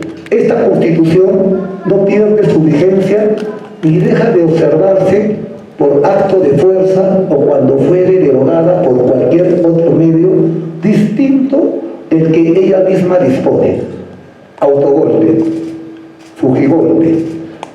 En estas eventualidades, todo ciudadano investido o no de autoridad, o sea, cualquiera, no necesariamente una autoridad, un policía, un general, cualquier ciudadano. En estas eventualidades, todo ciudadano investido o no de autoridad tiene el deber, no la posibilidad, no que si quiero, no, la obligación, el deber, la orden de sublevarse, que yo cumplí en Mocumba y en Andahuaylas, cuando el resto del generalato firmaba el acta de sujeción. En estas eventualidades, todo ciudadano investido no de autoridad tiene el deber, la orden, la obligación de colaborar en el restablecimiento de su efectiva vigencia. Son juzgados según esta misma Constitución y las leyes expedidas en conformidad con ella, los que aparecen responsables de los hechos señalados en la primera parte del párrafo anterior, o sea, los golpistas del 5 de abril. Pero no solo eso. Asimismo, los principales funcionarios de los gobiernos que se organicen subsecuentemente, o sea, no solo los golpistas Fujimori, Montesinos y Hermosa Ríos, también todos los gobernantes subsiguientes que no repusieron la Constitución del 79 están inmersos en delito. O sea, Toledo, Paniagua, Kuczynski, Cosito, García, Vizcarra, Merino, hasta el actual, si es que no cambia la Constitución, hasta el actual. Entonces, responsables son señalados en la primera. Asimismo, los principales funcionarios de los gobiernos que se organicen subsecuentemente si no han contribuido a restablecer el imperio de esta Constitución. El Congreso puede decretar, mediante acuerdo aprobado por la mayoría absoluta de sus miembros, la incautación de todo parte de los bienes de estas mismas personas o que se hayan enriquecido al amparo de la usurpación. Entonces, compatriotas, con este artículo, que es el último, el Frente Patriótico, todas las fuerzas vivas de la nación, tenemos, una vez que acudamos a recuperar el Congreso, a rescatarlo, y ahí inmediatamente ese Congreso tiene que ser disuelto. ¿Y qué tiene que hacer el Ejecutivo? Convocar nuevas elecciones, no le queda otra. Entonces, compatriotas, estamos viendo que algo, ¿no? La situación está fácil, es simplemente decisión. Y en ese aspecto, cayendo este Congreso, hay asamblea constituyente, ya viene todo un proceso que nadie lo va a aguantar, ya es irreversible, ya viene por ley de gravedad, comienza a desencadenarse. Entonces, esto va a ser el parto de la nueva república. Y particularmente yo considero que el factor desencadenante tiene que ser la marcha de marzo. Hay que hacerlo con estrategia, no un simulacro de 5.000, 6.000 reservistas, eso no es nada, tiene que ser medio millón. Se trata de rescatar nuestra república, compatriotas. Bueno, ¿alguna otra pregunta? Sí, a ver. Señalarlos de corruptos, pero hasta el momento no he escuchado el nombre de Pedro Castillo. Señala que, pero no lo ha dicho que sea delincuente. Señala usted que va a marchar hacia el Congreso, sin embargo no habla tampoco de marchar contra Palacio. ¿Acaso se piensa convertir usted en aliado político de Castillo? No me está mencionando. Compatriota, escúcheme, usted me está hablando recién de marchar contra Palacio, nadie me lo ha preguntado. Usted recién me está haciendo una pregunta, nadie me la ha preguntado antes. Usted recién me está preguntando si me refiero a Pedro Castillo, acabo de hablar de él. Pero le voy a responder su pregunta. Para, repíteme, ¿usted cree que o sea, hay que marchar contra Palacio, no contra el legislativo? Usted me está preguntando. No, a los dos, señor Humala, lo que le quiero preguntar, ¿usted se va a convertir en aliado político tal vez del señor Castillo? No, como le digo, en toda su exposición, salvo en esta parte, usted no ha mencionado a ellos presentes. Es que el señor Pedro Castillo no estuvo en el Andahuaylazo, pues. Y usted, ¿viste? Quiero, por favor, que seamos exactos. Quiero que seamos exactos. Esta conferencia de prensa, el tema es crimen de Estado de Andahuaylas. Por eso, pues, Andahuaylas sucedió hace 17 años, casi 18 años. Yo no sabía quién era Pedro Castillo, no tiene nada que ver ahí. Estoy tratando a los que estuvieron ahí, que tienen vigencia, como por decir al presidente del Congreso, William. Él estuvo en Andahuaylas, Castillo no estuvo. ¿Qué habrá? Él estuvo en Andahuaylas, Castillo no estuvo. Otro Guiovich, general, estuvo en Andahuaylas, Castillo no estuvo. Quizás usted, no voy a referir porque ya sé lo que voy, lo entiendo. Yo particularmente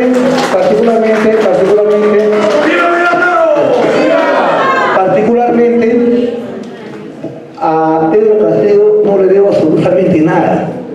Es más, el público que le ofreció reiteradamente indultarlo y no honró su palabra de maestro. Yo he salido por pena cumplida con regresión. Ahora, que sectores de la derecha interpreten que haber cumplido mi pena es un favor de un presidente, es problema de ellos. Reitero, no le debo absolutamente nada. Dos, mi posición, y esa es la gran diferencia que tengo con la izquierda y con el gobierno actual, que fue electo por una organización política marxista-leninista, es que para la izquierda, para el gobierno y para la derecha, la solución al problema de crisis republicana gira en torno a la constitución basura de Montesinos, Fujimori y Marcelo Odebrecht. Por eso se sacan que te doy en cuestión de confianza, que no te doy, que están en guerra de pañuelazos. En función a lo que prescribe una constitución basura que nadie tiene un papel higiénico. Nosotros estamos en otras coordenadas. Nosotros consideramos que la solución nacional no se debe a la constitución globo neoliberal, sino a la Constitución del año 79, su último artículo. Y yo soy consecuente, compatriota. Yo me he rebelado 2 veces con esa misma bandera, Constitución del 79 y no la de Fujimori. Y ahora que salgo de prisión, estoy planteando lo mismo. Marchemos a Lima en marzo, no 5.000 reservistas, medio millón, con la Constitución del 79. Entonces para mí me importa un pepino 2 líos de comadres, de pañuelazos, entre legislativo, ejecutivo, en función a un papel higiénico que es la Constitución del año 93. Para mí es puro papel higiénico, esto no significa nada para nosotros. Entonces, por favor, silencio. Esta es una conferencia de prensa, compatriotas. A ver, por favor. Le doy la bienvenida, soy Gabriel Eduardo, trabajo en radio universitaria, soy corresponsal del diario Puro para Lima, en Mayor. Usted, en determinado momento, el general Cáceres también fue racista, Mayor. Gracias por su respuesta. Compatriotas, deberás exponer el conjunto de ideas, el corpus ideológico del etnonacionalismo en esta conferencia de prensa sería excesivo. Acá ustedes tienen la bibliografía etnonacionalista. Los 4 son de mi autoría, escritos en la cárcel. Pero también nosotros no somos descubridores de la pólvora. Y en el caso concreto de un plan de gobierno, claro, nosotros estamos expresando un plan de gobierno, pero tenemos como pauta principal el plan del general Juan Velasco Alvarado. ¿Por qué? Porque no somos descubridores de la pólvora, por lo menos no nos consideramos tales, porque somos conscientes que nuestros padres, nuestros abuelos también la lucharon, también fueron frustrados, también fueron traicionados. Entonces, cuando queremos ver al modelo que queremos construir en una república, un referente hacia atrás, no vemos nada, solamente recién en Velasco podemos ver algo rescatable, un proyecto nacional. Y Velasco, concretamente, hizo un gobierno de 7 años con un plan Inca que después de 7 años fue traicionado, pero lo hemos leído, lo hemos estudiado y es muy racional, muy coherente, muy patriota, y consideramos que la situación está peor que en la época de Velasco, obviamente con internet e informática, pero el fondo es inalterable y más grave. Entonces, para nosotros, una manera de tener una referencia de nuestros padres de cómo se quiso hacer un proyecto nacional, necesariamente Juan Velasco Alvarado. Y obviamente eso lo conjugamos con nuestros 10 puntos y estamos ahorita también desarrollando este plan de gobierno. Muchas gracias. Usted busca un revanchismo quizá con el Congreso solamente, porque ahí están ahora como autoridades el congresista Chabra, también está el presidente del Congreso, que es José Williams, y también está Otto Gibovich, quienes han sido oficiales, cuando usted estaba en pleno levantamiento.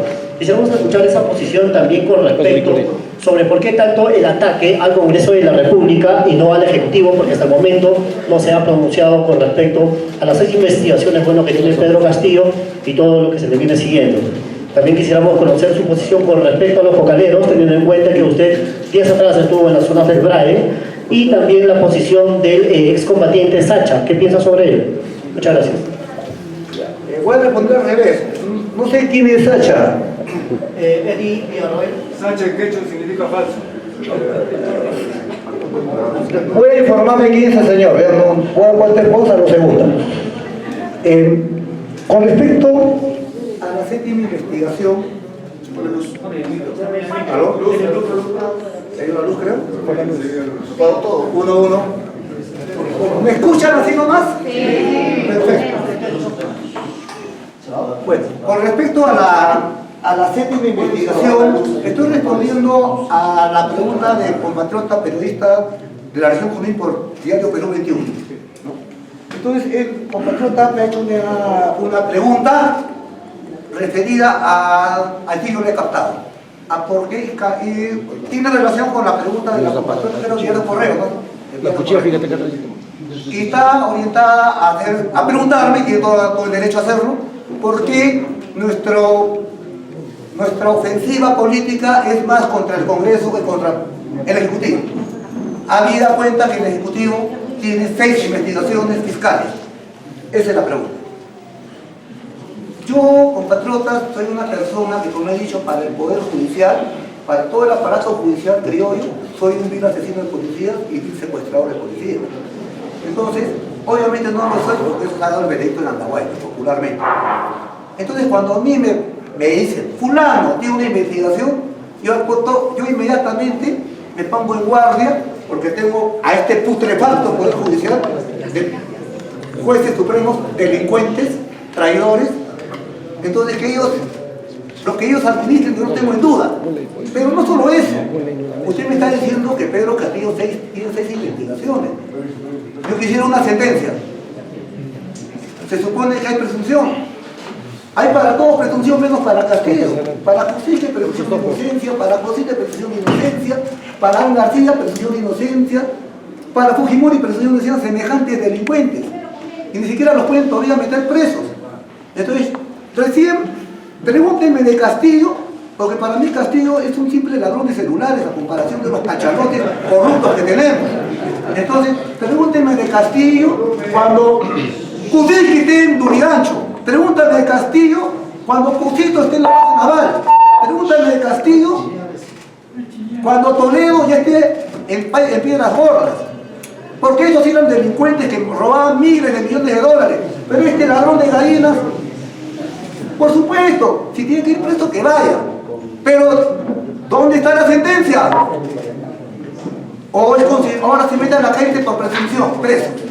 Yo digo por mi caso, no solo el mío, también de los caceristas y de miles de ciudadanos que son sentenciados injustamente y por presunciones o porque lo decretó así la jueza suprema Mónica Delta, porque lo decretó así el juez supremo Jaime de Altao, porque lo decretó así el juez supremo otro por ahí, no me acuerdo. Entonces a nosotros nos tiene sin cuidado. Bueno, creo que he sido explícito, disculpe. Para conservar el orden. En un lugar donde hace 2 semanas han roqueteado en una supuesta lucha antidrogas que seguramente tiene un presupuesto millonario de la DEA y seguramente le han informado al presidente norteamericano que hubo una feroz batalla en una zona de Niscatán, en un país llamado Perú, para justificar no sé qué presupuesto. Yo vengo de ahí y hay un campesinado que está produciendo con cacao, está sembrando coca de subsistencia, pero el Estado lo trata como traidor. Para nosotros eso es el verdadero Perú que nosotros defendemos. Y para nosotros hay una alianza natural entre el enocacerismo y el agrococalero. Porque el agro, la coca para nosotros es el principal cultivo alternativo que tiene el agro peruano ante la traición que le propina su propio Estado antinacional por la libre competencia que le arruina toda su rentabilidad. Entonces esto ha provocado, y lo hemos constatado en Niscatán, que de cada 10 campesinos dedicados al cultivo de la planta de coca, 9 son campesinos quebrados que antes sembraban papa, maíz, trigo, arroz, etc. Pero que ahora fueron quebrados por su propio Estado. Por tanto, TLC traidor. Por tanto, TLC que nos trajo la constitución de Montesinos y Fujimori. Por tanto, saqueo de nuestro agro. Entonces, sin rentabilidad, ese campesino abandonado por su Estado tenía 2 alternativas. O se iba a la Arenal de Lima a plantar su esterita para una invasión, para que lo bombardeara la Diroes con gas lacrimógeno, o se iba a la ceja de selva a plantar su cocal, y ahí la DEA lo gasea con gases TEC. Entonces, para nosotros, esta es una injusticia social contra nuestro agro. Y esa alianza con los agrobocaneros y los enocacerismos implica el rescate de nuestro agro, empezando por la rentabilidad del agro nativo. Entonces, en este frente patriótico, obviamente, el agrobocadero tiene su lado importante en esta construcción. ¿Alguna otra pregunta? Sí. Señora Tauro. Existe compatriota una organización enocacerista, pero por cuestión de estrategia electoral estamos haciendo 2 inscripciones simultáneas, una Alianza Nacional Antauro y la otra Perú, Partido Enocacerista de los Estados Unidos. Pero ambos son enocaceristas perpetuas. O sea, para nosotros es el mismo cuerpo que tiene 2 caras electorales, cara y anverso. Uno es Perú y otro es Antauro. ¿Por qué? Porque la OMP nos ha estado ya obstaculizando el nombre tenido que buscar otra alternativa. Pero nuestros abogados están peleando esa situación. O sea, en otras palabras, compatriotas, no es que haya una división política en el cacerismo o una decisión ideológica, no, es simplemente mera estrategia electoral democrática para anticiparnos a cualquier emboscada que nos pueda anteponer la orden. Eso es todo. ¿Puedo decidir por qué grupos, si es que logran Los dos se van a inscribir en simultáneo y ahí, entre esos dos partidos, se van a unificar todos los comités. Pero de todas maneras, esas dos inscripciones van a servir de base para el Frente Patriótico, que va a abarcar a otras organizaciones. Eso es todo. Ustedes en contra del Estado, porque ustedes dicen, esta conferencia ha sido un Estado. Y la Sombrío es un caviar, siempre en contra del Estado, es una novedad. Usted se excluye de tener responsabilidad porque dice que no disparó nada, pero usted es el autor intelectual de tomar esa comisaría y por eso tiene todo este proceso. Entonces usted está haciendo un plan, ha elaborado una defensa política, se haría a través de gente vinculada al gobierno de su hermano, como la fiscal de la nación que fue su primo hermano. ¿Por qué? Termino. ¿Por qué? Porque estamos hablando de una estrategia política. Usted está haciendo campaña política, usted se ganó ese candidato y agita en las plazas y en los parques en primera vuelta ante Aurumari. Y niega que esté en campaña política. Bueno, primero quiero que haya esclarecido que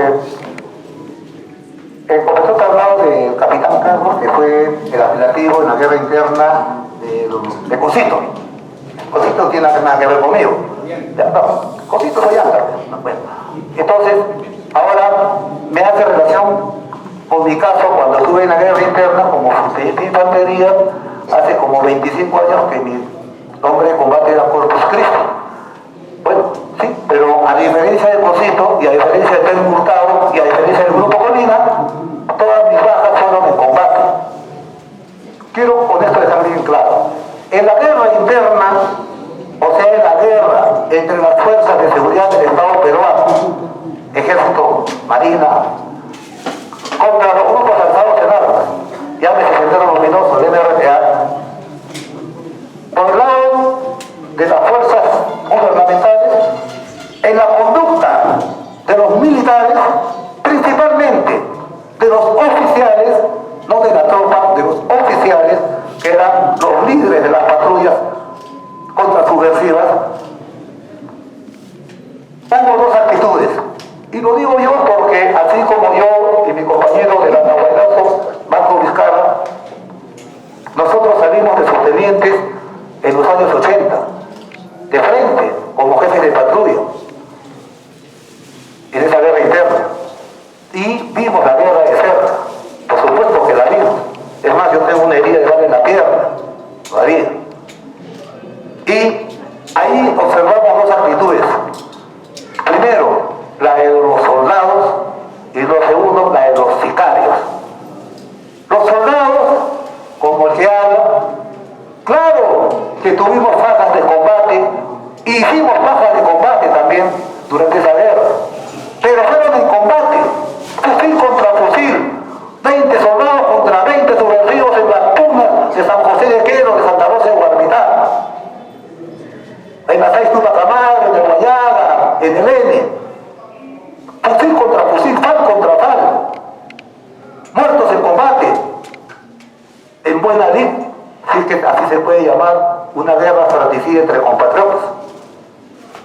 Y entonces a todos esos jefes de patrulla, como fue mi caso, y como fue mi compatriota, y como de todos los endocaceristas, nunca tuvimos problemas con los organismos de derechos humanos por abuso de autoridad, porque fue en combate, fusil contra fusil. Lamentable, sí, pero era la realidad, porque fue una guerra interna, nosotros no la inventamos. Tuvimos que cumplir nuestra función como soldados. Claro, tuvimos nuestros reparos, porque sentíamos más desprecio a la santa puta democracia que nos gobernaba en ese entonces. Que por lo menos nacionalismo, que respiramos soberanía.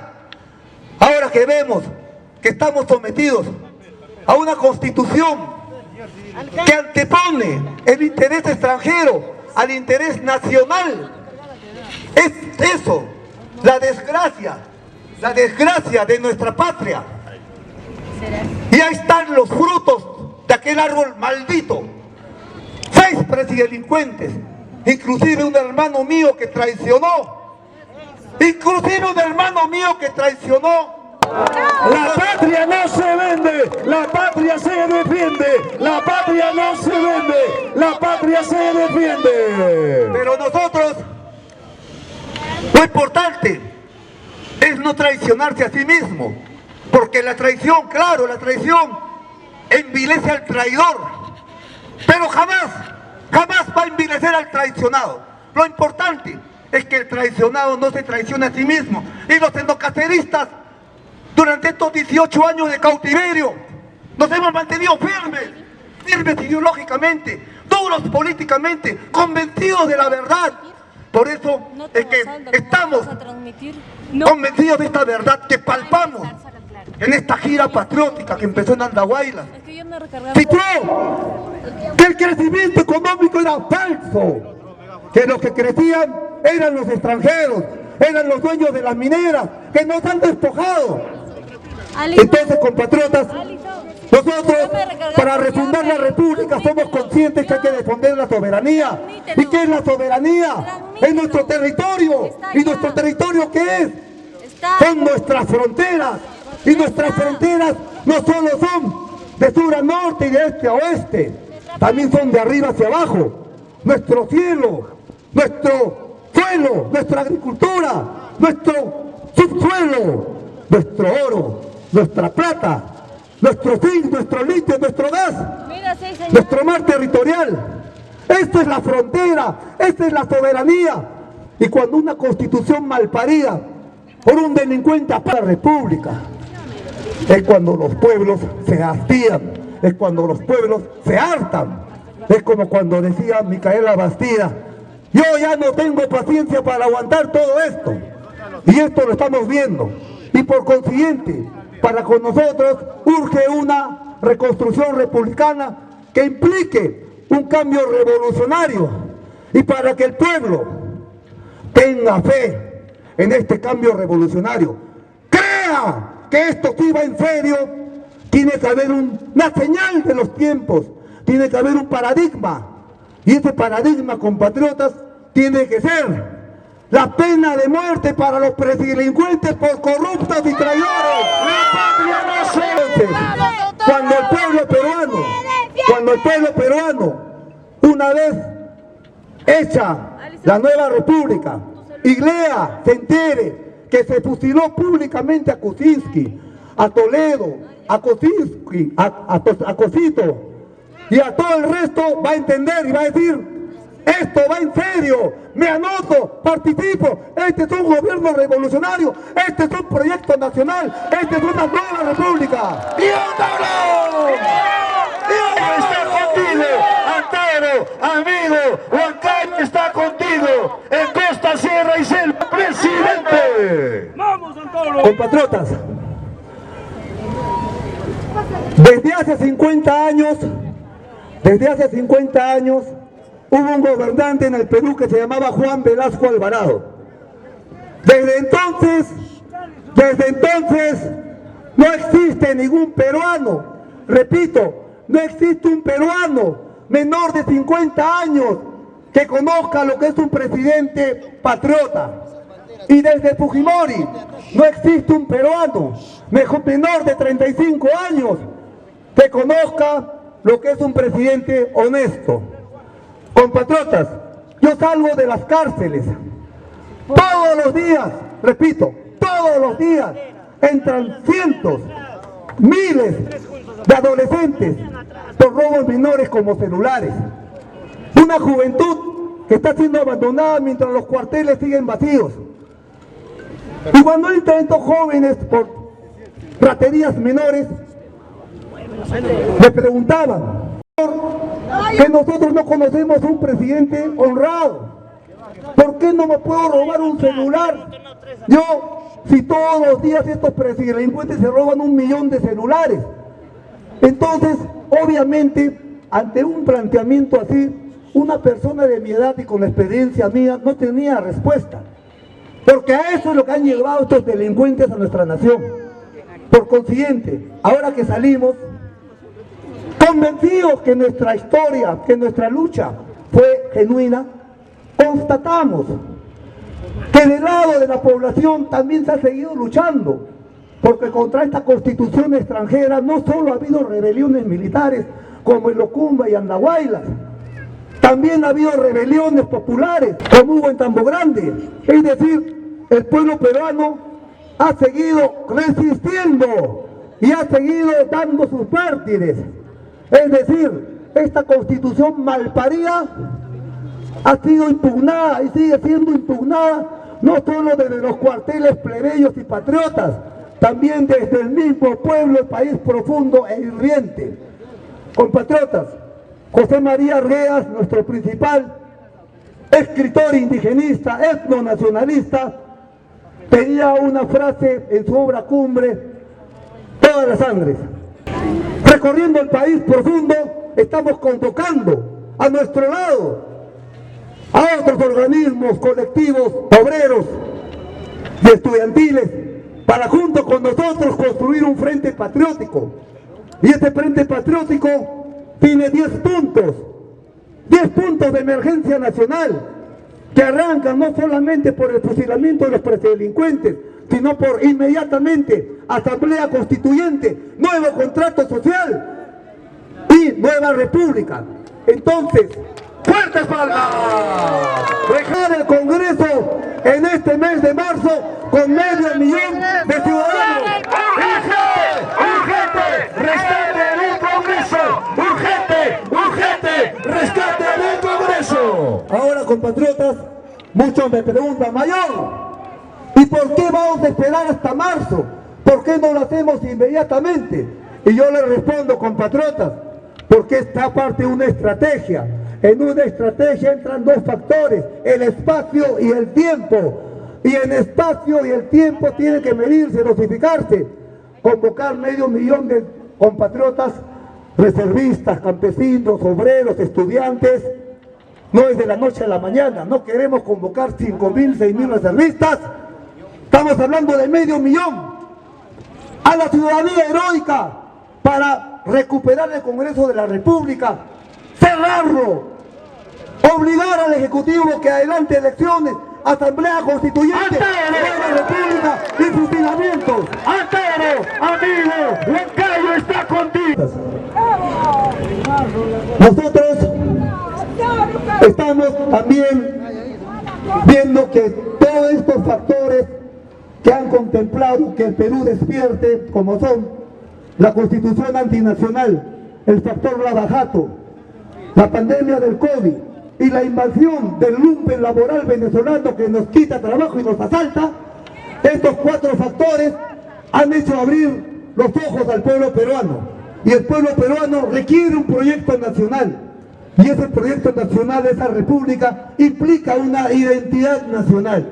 Y esa identidad nacional, nosotros los etnocaceristas, los etnonacionalistas, los velazquistas, lo asumimos que se represente la bandera de los incas, en la bandera del Tahuantinsuyo, en la unancha tahuantinsuyana, en costa, sierra y selva, el pueblo. Entonces, porque no puede haber un proyecto nacional si no hay identidad. Y acá, en esta nueva república que visualizamos, que soñamos, porque las utopías de ayer son las realidades de hoy, nosotros visualizamos una nueva geopolítica digna de nuestro pueblo creador de cultura. Y esa nueva geopolítica va no en función solamente al limitado rojiblanco criollo peruano, no, vamos mucho más allá. En nuestra nueva geopolítica de esta segunda república vamos a una geopolítica incaica, una internacional incaica que abarque a todas las repúblicas de estirpe tahuantinsuyana, que en su grueso poblacional tenga en su ADN la molécula de Manco Cápac y Mama Ocllo como eje del mestizaje de todas las sangres. En esta segunda república, más allá del rojiblanco peruano, nos proyectamos al arcoíris del Tahuantinsuyo con las repúblicas hermanas de estirpe tahuantinsuyana de Perú, Bolivia y Ecuador. Sepan, compatriotas, que en Bolivia las banderas de la nueva internacional incaica, de la nueva geopolítica liberadora, gira en función al arcoíris del Tahuantinsuyo, a la Huipala y a Lunancha. Y en Ecuador, la Confederación Nacional de Indígenas del Ecuador también gira su bandera en función a la Huipala de los incas. Y para nosotros, los etnocaceristas, que descendemos de las huestes del Taita Cáceres, líderes de los campesinos, de los ejércitos campesinos, y que choaplantes, que acá en el Valle del Mantaro tuvieron sus principales victorias, obviamente también reivindicamos la bandera de los incas como parte de una geopolítica nueva, porque cuando nosotros hablamos de nueva república, Bolivia también piensa nueva república, Ecuador también piensa eso, una gran potencia incaica. Esa es la nueva geopolítica que planteamos. En el norte nos vamos a encontrar, y este proceso también está pasando en otra república hermana, en nuestra misma raza, que es Ecuador. Compatriotas, la dirigencia estudiantil, los líderes que van a surgir de esta nueva república, deben ya de estar visualizando esta nueva geopolítica, olvidarse, sacarse la memoria todo lo pasado, porque todo lo pasado ha sido traición. Hay que enterrar esa memoria virreinal y colonial. Estamos creando una nueva república, y repito, compatriotas, nada se logra con Padre Nuestro ni Ave María, todo se logra a punta de lucha. Y por eso, compatriotas, para terminar, y quiero que me lo aclaren, estoy convocando compatriotas etnocaceristas, campesinos, estudiantes, reservistas, agrarios, agrococaderos, pescadores, a marchar con nosotros este verano, 500,000 hacia Lima, a recuperar y cerrar este congreso. ¿Me van a acompañar, pueblo Huanca? ¡No escucho! ¡No escucho! ¡Amigo! ¡Está contigo! ¡Alcalde! ¡Amigo! Hemos estado en Vizcatán también, y ahí un compatriota agrococalero me estuvo que quería que le explicara qué era el crecimiento económico. Claro. Y me hizo pensar, y de verdad tenía razón cuando me planteó algo así. A nosotros, compatriotas, nos han hecho pensar, desde que tenemos uso de razón, una palabrita mágica que se llama inversión extranjera. Es decir, nos han engañado que si no viene un gringo con sus dólares, somos tan poca cosa, los peruanos somos tan pobres diablos, que nos morimos de inanición porque no vino un gringo con sus dólares a darnos de comer. Compatriotas, cuando les hablen, reitero, ¿por qué? Encima tienen la desfachatez estos ampones extranjeros a las inversionistas, no solo brasileños, también chilenos, norteamericanos, todos son saqueadores como Pizarro y Almagro. Acuérdense cuando Pizarro hace la línea, hace la línea en la isla del Gallo y dice, al sur a ser ricos, o sea, al Perú, a saquearlo. Y la primera acción de los inversionistas extranjeros en el Perú fue capturar a nuestro Inca, cobrar rescate, y encima se pagó el rescate y lo asesinaron.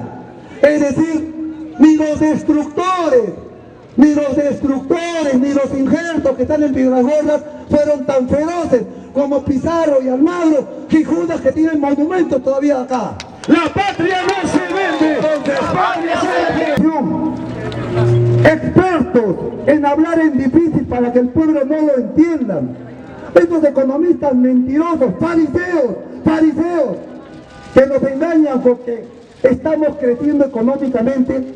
Hay que recordarles a estos fariseos que igual nos decía los virreyes cuando en el siglo XVII nuestros ancestros mitayos morían en las minas del Potosí, y nuestros ancestros mitayos venían de Ayacucho, venían de Sicuani, venían de Juliaca, venían de Cajamarca a morir en los socavones porque el sistema virreinal los obligaba. ¿Y qué pretendían?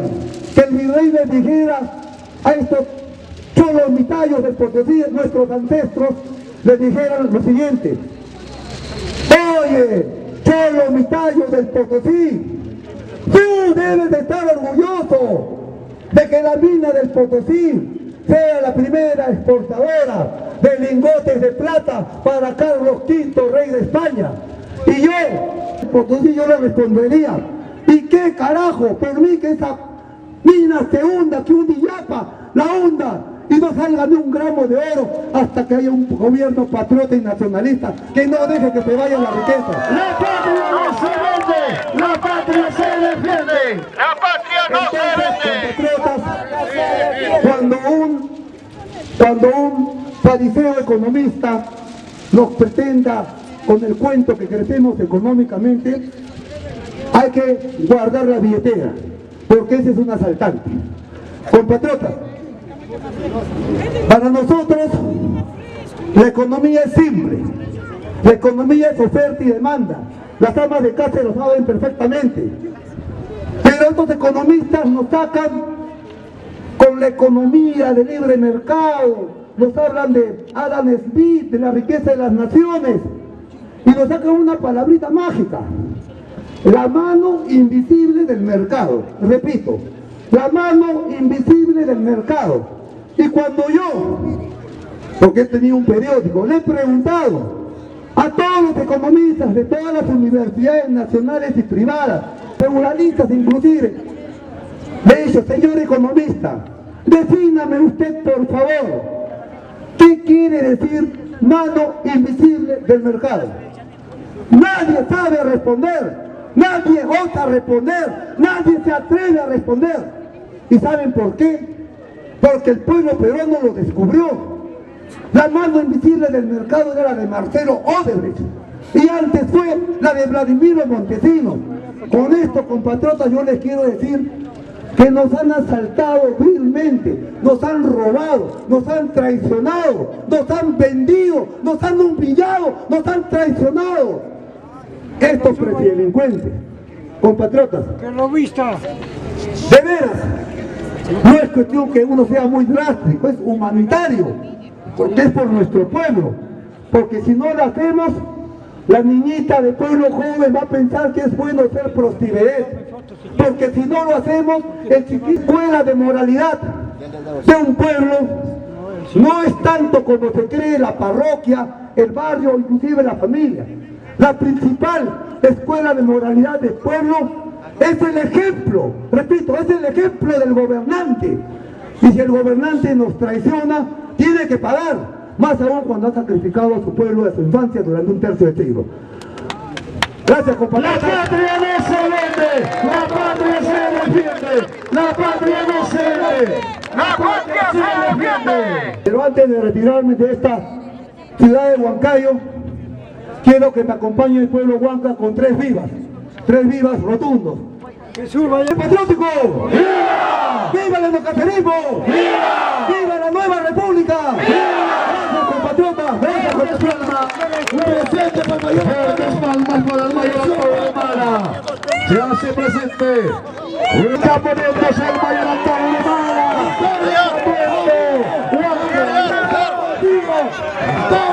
¡Amigo! ¡Juan Carlos está contigo! ¡Con la fuerza de los Huancas! ¡Antauro, presidente! ¡Con la fuerza Huanca! ¡Antauro! ¡Palmas patrióticas para el mayor Diego Humala! ¡Está con su vestimenta Huanca! ¡Como buen peruano! ¡Como buen Así es, queridos compatriotas de Huancayo, les agradecemos el recibimiento a nuestro... Estamos junto con el mayor Antauro, desde aquí, desde Huancayo. Un saludo para todos.